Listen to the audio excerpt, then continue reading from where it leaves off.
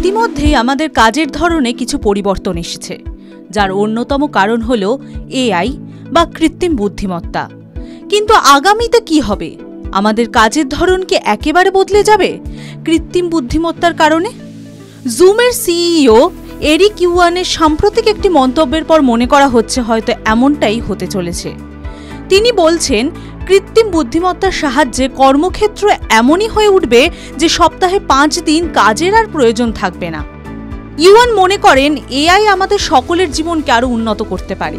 সেক্ষেত্রে সংস্থাগুলি অনায়াসে সপ্তাহে 3 বা 4 দিনের কাজের ব্যবস্থা চালু করতে পারবে। এর ফলে কর্মীরা নিজেদের জন্য অনেক বেশি সময় পাবেন। তার এই ভাবনার সঙ্গে সহমত মাইক্রোসফটের প্রতিষ্ঠাতা বিল গেটসও। 2023 সালে তিনি বলেছিলেন, যদি এমন একটি সমাজ তৈরি হয় যেখানে সপ্তাহে মাত্র 3 দিন কাজ করতে হয়, তবে তা সম্ভবত ঠিকই আছে।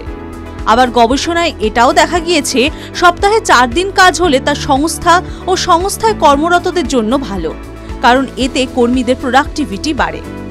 তবে সকলেই এতটা আশাবাদী নন।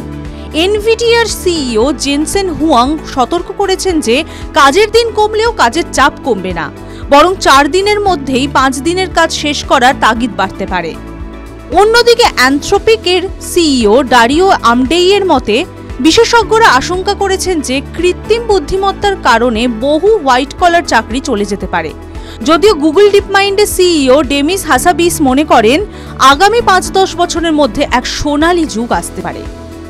এই বিশ্বজোড়া বিতর্কের প্রভাব আমাদের দেশে তথ্য প্রযুক্তি কর্মীদের উপর কিভাবে পড়বে? ভবিষ্যতে কি সত্যি কাজের সময় কমবে, নাকি কাজের চাপ আরও বাড়বে? এর উত্তর একমাত্র সময়ই দিতে পারে। TV9 Bangla digital.